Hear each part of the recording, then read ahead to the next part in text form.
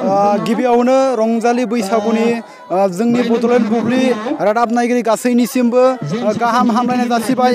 बे समाव दंफैयो आं धेमाजि जिल्लानि सिङाव थानाय सिमेन्ट सापरि सानजारि नोगोरनि 2 नं महनपुर गामियाव। बे 2 नं महनपुर गामियाव बैसागु बरायनाय फोरबो फालिनायजों लोगोसे फुंखा जानाय बे हाबाफारिखौ लानाय जादों।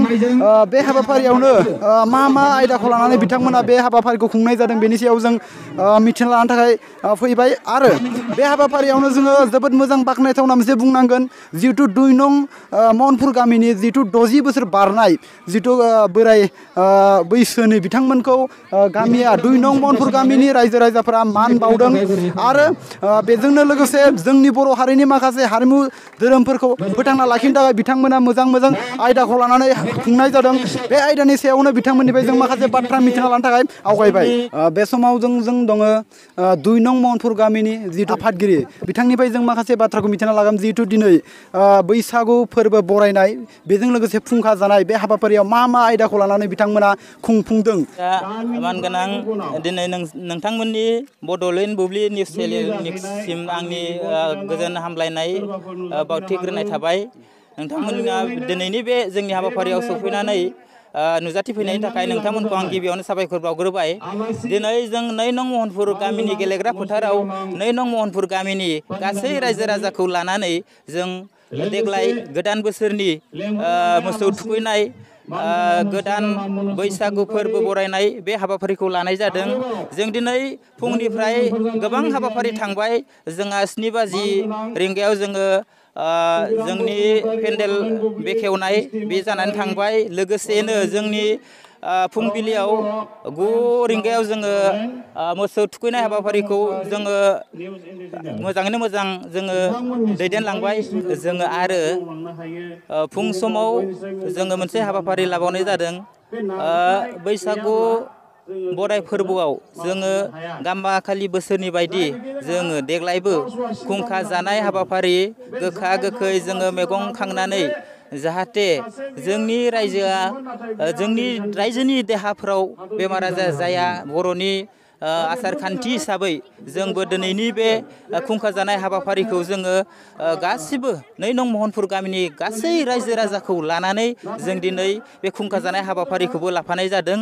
बेनिखायनो दिनैनि बे खुंखा हाबाफारि जानायाव जाहाथे जोङो बे जानायखौ दिन्थिनानै जोंनि बर' समाजाव गोजौआव जेन जोङो मिथिजायो बेखौनो जों बे हाबाफारिखौ लानानै दिनैनि जे खुंखा जानाय हाबाफारिखौबो बैसागु बरायनाय हाबाफारियाव जों लाफानाय जादों। बिनि उनाव जोङो नैबे जों मेन माने दिनैनि बैसागु बराय फोरबोखौ जोङो जोंनि समाजनि गेजेराव माबोरै दिन्थिनो हागोन, जोंनि लाइमोनफोरखौ माबोरैहाय जोङो इयुनाव जौगालांनो बर'नि हारिमुखौ बोरै दिन्थिलांनांगौ, बैसागु फोरबो बिदायखौ जोङो बोरै फालिनांगौ बर'नि गेजेराव बेखौ दिनै दिन्थिनो थाखाय जों दिनै गाजा गोमजायै खुंनाय जादों। आरो जों बेजों लोगोसे मोनसे हाबाफारि लानाय जादों।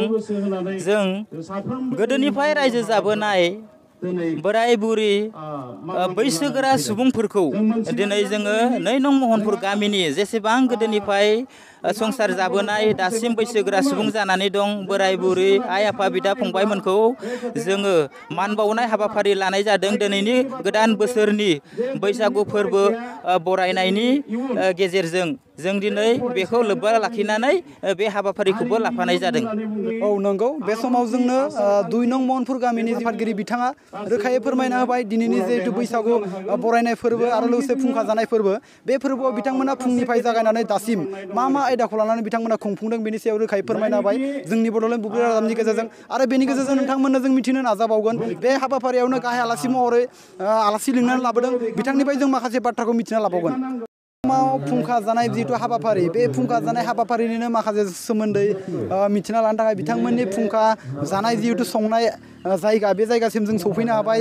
दा नुनो मोन्दों नोंथांमोना बेयाव जिहेतु माखासे फुंखा जानाय आयदा बानायनाय जादों। बेनि सायावनो जों बिथांमोननिफ्राय माखासे बाथ्राखौ मिथिना लागोन।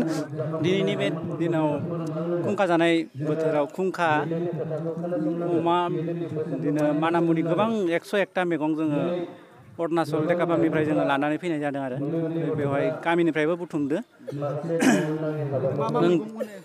बेवहाय खुंखा पाकुम गोबां रोखोमनि मैगं दं आरो दा बे खुंखा जानाया गोदो आबै आबौआनो बुंलांखानाय खुंखाखौ जों बोसोराव बैसागो बरायनायजों लोगोसे जों खुंखाखौ जानाय जायो बे 101टा मैगं बुथुमनानै जायोब्ला बेमार आजाराबो खारोनो आरो जों बे बेमार खारनायजों लोगोसे जों बैसागो बरायनानै बे खुंखाखौ जोङो मोसौ सुंखायखालि जानाय जायो बेखौ जानानैनो जोङो उन्दै उन्दै गथ'फोरखौ इयुनाव मोजां लामाखौ दैदेनलांनो थाखाय जोङो फिसा फिसा बिदिनो बैसागो मेला बायदि हाबाफारि लानानै जों गथ'फोरखौ लाइमोन सेंग्रा सिख्लाफोरखौ जों बुजायलाङो आरो बे समाव जों मोननो हाबावदों जिहेतु 2 नं महनपुर गामिनि जिहेतु फुंखा जानाय हाबाफारियाव फुंखा खागिरि जोंनिनो मादैमोन बिथांमोननिफ्राय जों माखासे बाथ्रा मिथिना लागोन जिहेतु बिथांमोना फुंखा खानायाव मा मैगंखौ बिथांमोना फुंखा महरै मोननो हादों फुंखा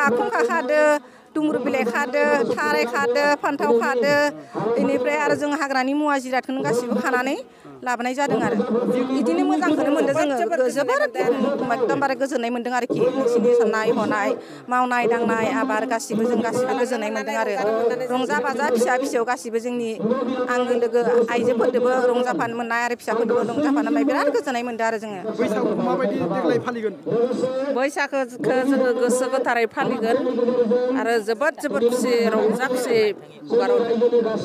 आङो बिराद मोजां मोनदों आरो दानि खुंनाय बोसोर गोदानखौ रंजा बाजा जोङो मोसालांनो सानदों आरो जोङो नोंथांमोना गावबा गावनि गथ'खौ सासे राफोद गेलेगिरि खालामनो गोसो दं नामा रायजोआरि हादरारि हादर गेजेर थाखोसिम गेलेगिरि खालामनो गोसो दंब्ला नोंथाङा गोबाव दा खालामसै सासे राफोद रोंखा राखा गेलेगिरि खालामनो थाखाय नोंथाङा जानजि खाफ्रादो आरो मुं थिसनहैदो